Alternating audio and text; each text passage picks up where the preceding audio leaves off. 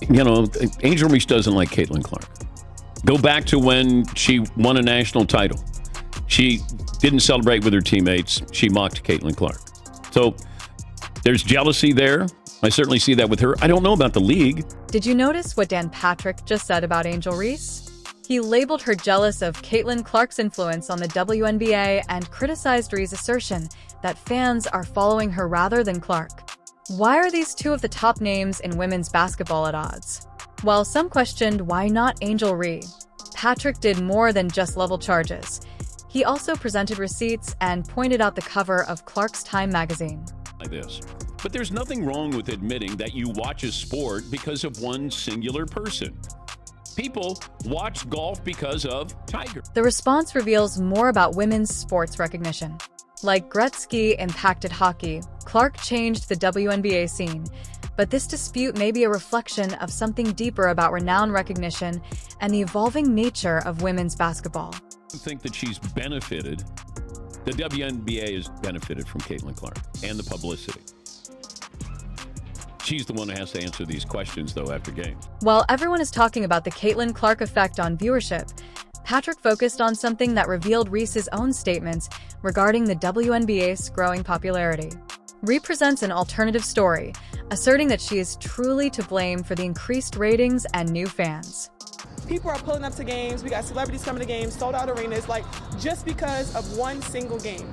And just looking at that, like, I'll take that role. I'll take the bad guy role, and I'll continue to take that on and be that for my teammates. And if I want to be that, and I know I'll go down in history, I'll look back in 20 years and be like, yeah, the reason why we watching women's basketball is not just because of one person. It's because of me, too, and I want y'all to realize that. When reporters questioned Patrick about Clark breaking attendance records during a recent post-game interview, Patrick pointed out that Reese purposefully attempts to minimize Clark's impact on the league.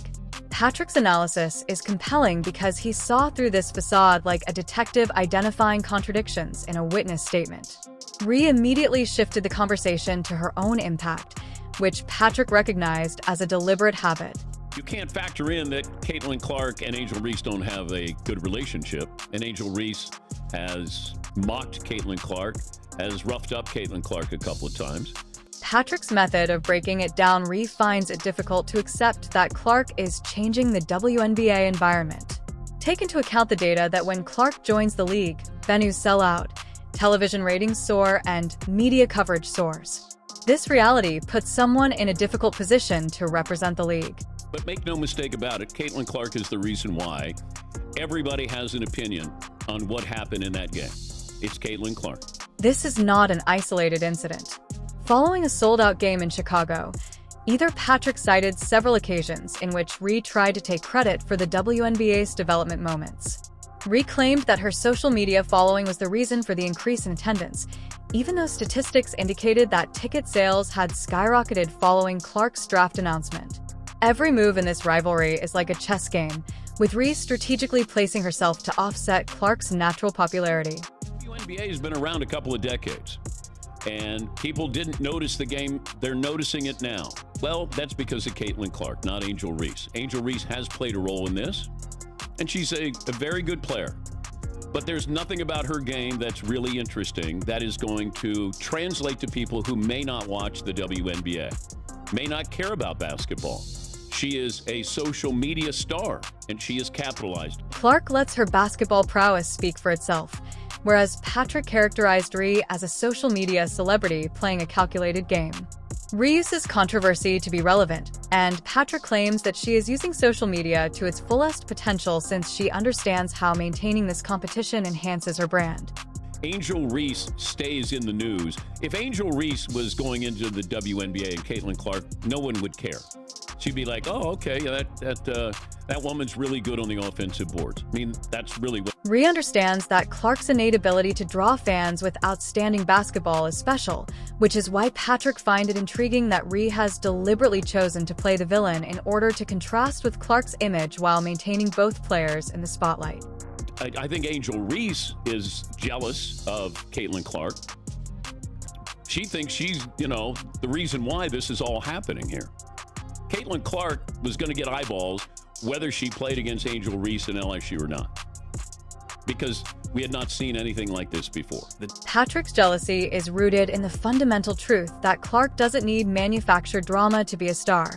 Her game speaks for itself. Reese has established her platform through her carefully manicured persona, and this rivalry proves her talent. But Patrick implies her route to stardom calls for different strategies than Clark's obvious basketball appeal. Caitlin got all of this exposure. She's getting endorsements because she's unique. It's like Steph Curry's unique, Tiger Woods' unique. Not everybody gets it just because, hey, I put in 10 years in the WNBA or the PGA Tour or the NBA. It doesn't work that way. It's supply and demand. Do they want to buy your shoes or do they not? Do they want to play your basketball? Do they want to play with the Wilson? I mean, that's what this is about. Patrick's juxtaposition of Angel Reese and Draymond Green exposed a much more calculating aspect of Reese's WNBA career strategy. Patrick revealed what he believes to be a calculated tactic. Reese is attempting to become the NBA's most infamous provocateur for women's basketball, just like Draymond Green did when he established his reputation through controversy. On the hardwood, Reese seems to adopt this tactic, which prioritizes controversy-based brand promotion over playing flair. Angel Reese wants to be Draymond Green. She's more Dylan Brooks. Like, she's trying to be an instigator. She goes out of her way to criticize Caitlin Clark. So if you factor all of this in, that's when people have opinions that aren't basketball related. In the women's game, Draymond Green has centered his entire brand on being the antagonist, the enforcer, and the one who gets under the skin of his opponents. According to Patrick, that is precisely the plan, and he called out Reese explicitly as an instigator who is purposefully creating a villain reputation. As proof, Reese is pursuing Clark as her main aim.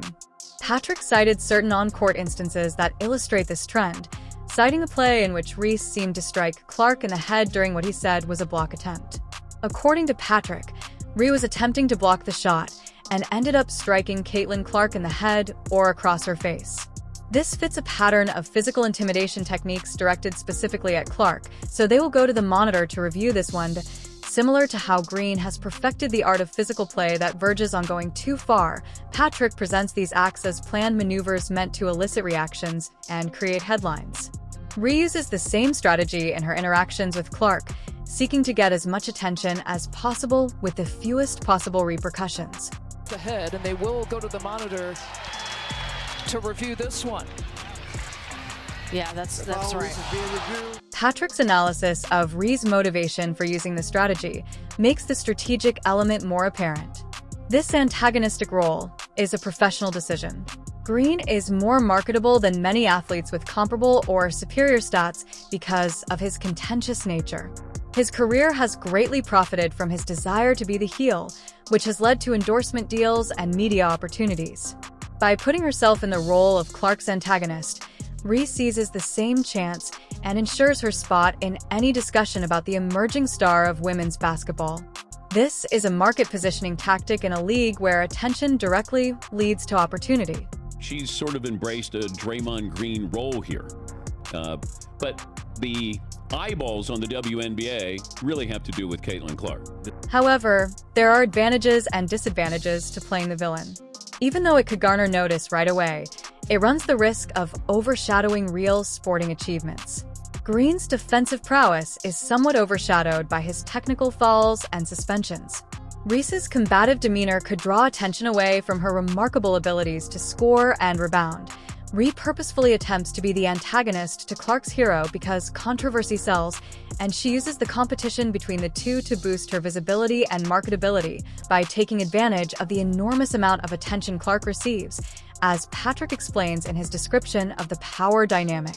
Villain, she understands social media. She's done quite well. She is cashed in, literally cashed in, but her attention, her notoriety is based off Caitlin Clark. When Time magazine featured Caitlin Clark on their cover, a moment that should have been celebrated throughout women's basketball instead became the perfect evidence for Patrick's jealousy theory.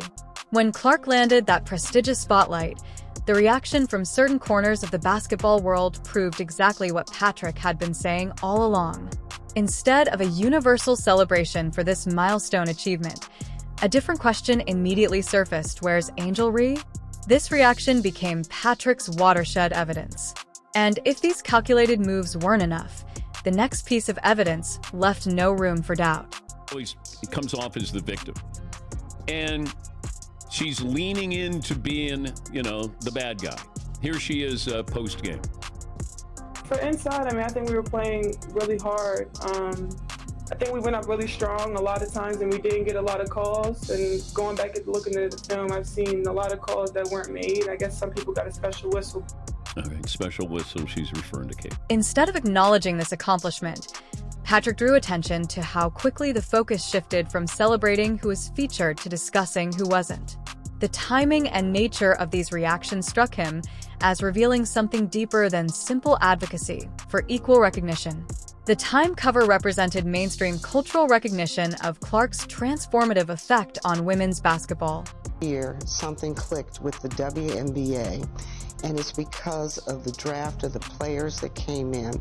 It's just not Caitlin Clark, it's Reese. We have so much talent out there that has been unrecognized, and I don't think we can just pin it on one player. In particular, Patrick focused on how the owner of the Mystic immediately questioned why Reese wasn't on the cover. This was a pattern of behavior that supported his theory, similar to a historical defining headline that reveals the real story beneath why. At the moment of Clark's greatest recognition, the immediate response would be to question why Reese wasn't sharing the spotlight. Patrick saw this as hard proof that some people can't let Clark have her moment without attempting to divide the attention. So I don't know who this person is, but felt like if you're going to celebrate the WNBA, why not celebrate it with everybody in the WNBA or some of the bigger stars and Caitlin Clark? But if you're Time's Person of the Year, it's not the People of the Year, it was a Person of the Year. The timing was what really got Patrick excited. The storyline changed to what Patrick believes are attempts to lessen Clark's unique influence as soon as she gained this historic acknowledgement, which supports his argument about underlying jealousy and the unwillingness to accept Clark's accomplishments for what they are. I think right now it is time for that to happen. So last night we read Time magazine where Caitlin Clark was named Athlete of the Year. Why couldn't they have put the whole WNBA on that cover and said the WNBA is the League of the Year because of all the talent that we have? Because when you just keep singling out one player, it creates hard feelings. And so now you're starting to hear stories of racism. Patrick was able to make a potent analogy because of the Time cover dispute. He compared Wayne Gretzky's influence on hockey to Clark's on women's basketball, noting that Gretzky increased the NHL's overall prominence and appeal. Although Patrick feels that some people are unable to see that Clark is generating possibilities for everyone in the WNBA, he contends that Clark is doing the same for the league. Miller or Cynthia Cooper, it's a win. We gotta this is a unique moment. Caitlin Clark did for the WNBA what Wayne Gretzky did for the NHL when he went to the LA Kings. It's okay. Take a victory lap. Patrick's concerns regarding Reese's absence had nothing to do with justice.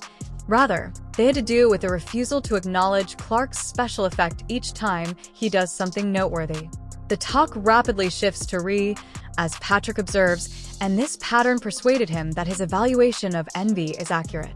Oh my God, these people are mad, or this person's mad, or this group is mad. Caitlin Clark changed the WNBA. It's okay. As one of America's most prestigious publications acknowledged Clark's cultural significance, the Time magazine cover became Patrick's conclusive evidence because it shows objective third-party recognition of her impact. However, the immediate response was to wonder why Reese wasn't there as well. This moment captures the changing narrative in the WNBA, where accomplishments speak louder than demands for equal spotlight. It's okay to say that. You're not diminishing what the founding, fathers of the WNBA did. You're not. She's the Time Person of the Year. That's all. The league won. Well, Dan, there you have it. Patrick has fully revealed the true narrative behind the WNBA's increase in viewership, which we have all been speculating about. While some contend that multiple players should receive equal credit, Patrick consistently attributes the rise in WNBA viewership to Caitlin Clark, highlighting that the league's increased visibility is primarily due to her presence. Clark is bringing in the fans, selling out arenas, and changing the game forever. As Patrick demonstrates, there is only one driving force behind this WNBA revolution. Caitlin Clark do the numbers, in your opinion, speak for themselves, or is there more to this revolutionary tale in women's basketball? But every time we think there's a win, there's somebody who brings something else up. And it's unfortunate. It's like when Tiger joined the PGA Tour. Did we say, oh, Time's, man of the year? Well, you can't have Tiger on there. We have to have everybody on there.